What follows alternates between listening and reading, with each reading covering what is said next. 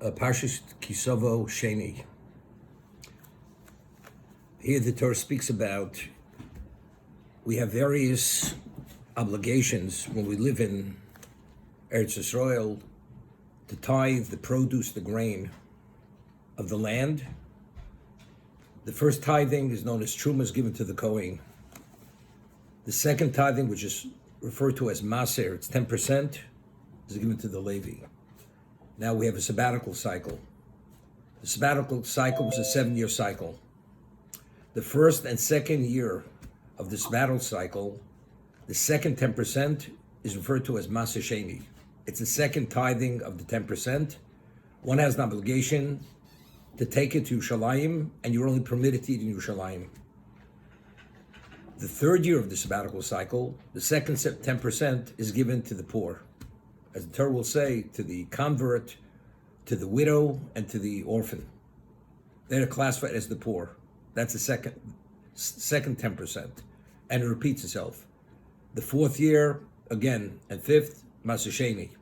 The sixth year, Maser Oni. The seventh year is Shemitah. That's the sabbatical year. Now, what happens if a person allows these tithes to accumulate and even distribute them? Or Bikurim, which we spoke about, the new fruits, when they ripen, you take it to the Temple Mount and you give it to the Kohen. A person withheld it, did not give it to the Kohen, did not distribute it yet.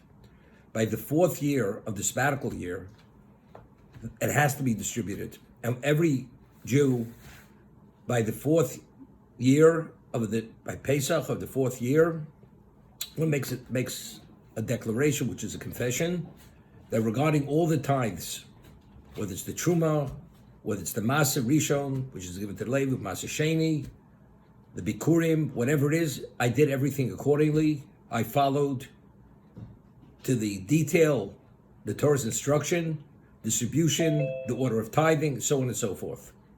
This is referred to as Vidui Maser. It's the confession of the Maser. Okay? And the Torah speaks about it in detail. When you complete the tithing, the maser tvuasecha, the 10% bashana shlishis in the third year, shnas hamaser. Why is it referred to as shnas hamaser? Because this year, in the third year, you only have one of the two tithings of the 10%, which you didn't have the first and second year. First and second year, we said we had maser rishon, maser sheni. The third year, you only have one of those two. You only have the first 10%, which you give to the Levi. The second 10%, it's different the third year. This you give to the poor. Therefore, it's referred to as Shnas HaMaser. And what do you do with that second 10%? Unosata la Levi, the Levi had no share in the land. La Ger, the convert has no share in the land. La Yosem, the orphan. La Mona. V'ochlim sharechav saveyu. Maser Oni has no sanctity. Therefore, you could eat Maser Oni, it's charity, you can eat wherever you choose to eat. Maser Oni, Maser Sheni, which was taken during the first and second year of the sabbatical cycle, that could only be eaten only in Yerushalayim. That's Maser Sheni, that's the second 10%. And you have to give them a significant portion of that tithe, it has to be v'soveu. They should be able to be sated of that you give to them. V'amartu l'fnei Hashem Elokecho. This is the confession. This is the declaration. Bi'arti HaKodesh min habayis. I've removed all that's holy from the house. In addition, Gam Nosati la Levi, Maser has no sanctity. The 10% you give to the Levi has no kedusha. V'lager, this is referring to the Maser Oni, the 10% which is charity. Give it to the poor, to the ger, to the convert, layos lamono, gechol mitzvoscho asher tzivoni. As all the mitzvahs which you've commanded me, lo avanti mitzvach lo shachachti. I did not transgress your mitzvahs, I did not forget. We'll do Rashi in a moment. I want to get to a certain point. And then it speaks about the details. Lo achalti ba'oni mimenu. Now, we know that a Kohen, before the burial of his dead, he's not permitted to officiate. An ordinary Kohen. If he officiates, the service is not valid. We know that a Kohen is permitted to contaminate to the 7 closest relatives. So the relatives that he has to grieve over, before the burial of those relatives, he's referred to owning. That's the classification. If he officiates during that time, it's not valid service. Masa Sheni, if a person is an owning, which is unrelated to the service in the Beis Hamikdash, in the temple, he's not permitted to eat Masa Sheni. So he's saying, Lo chalti meni ba'oni. I did not eat the Masa Sheni when he was a state of aninus. That's before the burial. Lo biarti mena b'kodesh b'tomei. I did not eat it in a contaminated state. Lo nesati mena lemes. I did not use its value for the burial needs of a person. Somati b'kol Hashem elokoi osisi kol hashitzivosoni. I've heeded the word of Hashem, my God. I've done all that you commanded me. So take a look in Rashi on this posuk. Somati b'kol Hashem elokoi. Havi osef beis habechira. All the tithes that have to be brought to the Beis Hamikdash, I brought to the Beis Hamikdash. Asisi kechol hashitzivosoni. I've done all that you commanded me.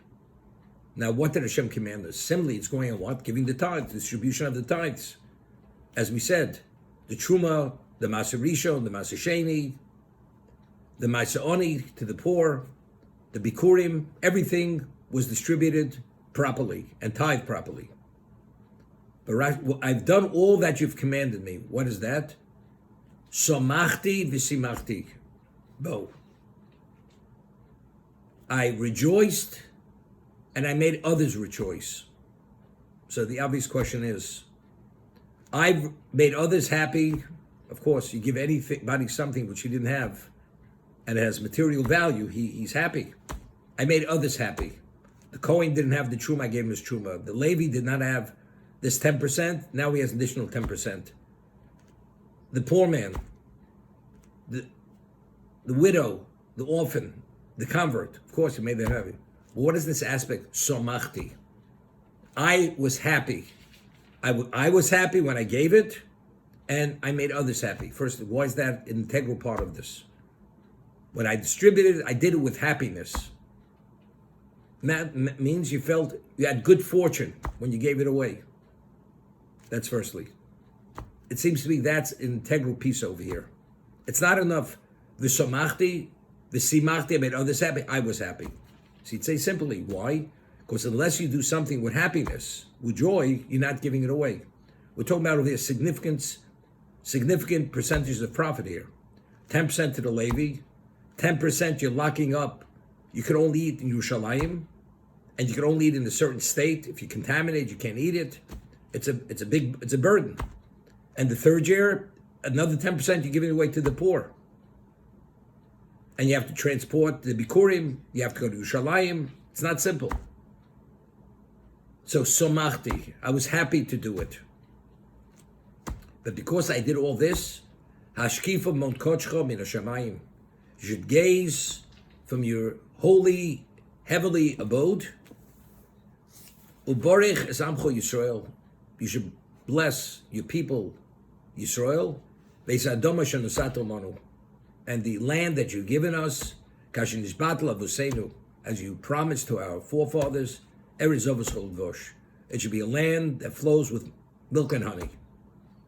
Okay? So we're asking Hashem, hashkif mon bodcha, because somachti v'simachti. Okay, now Rashi says, why do we deserve hashkif mon kodshcha? We're saying to Hashem, now that we've done ours, asinu masha gazarto leinu. We've done what you decreed upon us. Aseh atov masha lecha. We've done ours, now you do yours. Lasos. Shomarta, what did Hashem say to us? Im b'chukusai telechu. If you follow my statutes, you follow my statutes, I will give the rains in their proper time. And over there it speaks about the unlimited bounty we're going to merit if we follow the statutes of Hashem. So there's an obvious question. Rashi on Im B'chukusai telechu, which is the closing parsha of Vayikra, Rashi cites Chazal. What is in B'chosai Telechu? Imtiu Amer Lam Torah. If you toil in Torah, then you will merit the rain should come at that time and the endless bounty that you're going to receive. That's in B'chosai Telechu. And here Rashi says that since I've done what you've commanded me, to give the tithes to the Kohen, to the Levi, to the poor, and so on and so forth, therefore now I'm deserving of the bracha. As you said, I mean, how do we reconcile the two? There it says, when do you merit this unlimited bounty? If you study Torah, not only study it, you toil in Torah. I mean, Torah is so primary, you give it all that you have. And here it says, you merit when you distribute all the tithes. How do we reconcile the two? Now, as I said, why is Somati an integral part of this? It's Simachti, we understand. I've given away the tithes to the recipients, they all rejoiced when they received it. But when the person says, I've done what you commanded me, Somachti, I rejoiced. Now, in this week's reading, we read about the Tochacha. Chas v'sholom, the curses that will come upon Klal Yisrael. What are the curses? So later we see, because Asher lo varatem es Hashem Elokecha b'simcha b'tuv levov. You did not serve God with joy and with full-heartedness. Therefore, Chas v'sholom, you're deserving of all these curses. And so the question is, why is that a claim? Because you did not serve Hashem b'simcha b'tuv levov, therefore all these curses are coming upon you. How do we understand this? But factually, if we observed the mitzvahs and we kept them, why is a person? No, he's not holding at that special level. But to be deserving of a curse, why should he be deserving of a curse? Now, we find multiple times in the Torah alluded in many references, in the Kriya Shema, in other locations, it says, Asher noch mitzav hayom. I'm commanding you today. So the Chazal always ask, is God commanding us to observe the Torah today? It was given at Sinai. You beinecho kechadoshos. The Torah is telling us, whenever you engage in Torah and mitzvahs, it should be as if it was given today. It should always retain that newness, that uniqueness, that freshness. Why? So Rashi cites the Chazal, the Medrash, because you cannot compare a diukma yishana to the diukma chadosha. You cannot compare an old proclamation to a new proclamation. An old proclamation of the king, you've heard it endless times. So initially, you follow it. You follow it in the most detailed way. But over time, we get tired of it. You don't feel the newness, the uniqueness. So a person starts slipping. One doesn't observe it properly. But if it's chadoshos, if it's a new proclamation, as if you heard it just today, then you will always address it with fervor and with exactness, with meticulousness. Therefore, when it comes to Torah mitzvahs, it should always be hayom. Because if not, it's guaranteed over time you're going to start slipping. And you're not going to fulfill it fully. It's like a person pushing a boulder up a mountain. You can only push so long. Ultimately, it starts coming upon you, and you feel you're overwhelmed with the burden. Now, a person, how does he retain, what's the secret to retain that freshness, that newness? Asher nochi mitzav chayom alav. How do you do that? Well, evidently, if a person truly loves someone, and that love is always fresh, nothing's too difficult. Because you love. You should love God with all your heart, with all your soul, with all your possessions. How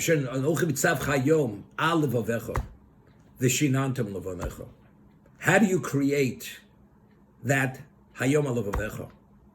By studying Torah and teaching it and disseminating it. That is the key. That is the secret. A person who engages in Torah at that special level, it will never be something of the past. It's always of the present. And it has that freshness. Because that's how one is able to achieve, be touched, that there's love. It's only through the study of Torah. What study of Torah? Study of Torah means it has to be an application of serious involvement. How serious does it have to be? If you toil in my Torah, you will merit this unlimited bounty. The rains will come at that time. So now, Somati, it's not so easy to give away this kind of percentage. 10% to the Levi, 10% to the poor, 10% you take Yerushalayim, you have to give the Bikurim, the new fruits. It's endless profits you're giving away.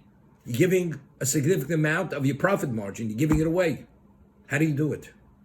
But what about if you see it, it's your privilege to give it away? Because you see it, it's not yours. Hashem endows you with bracha, with wealth. It's only to distribute. One has no difficulty giving it away.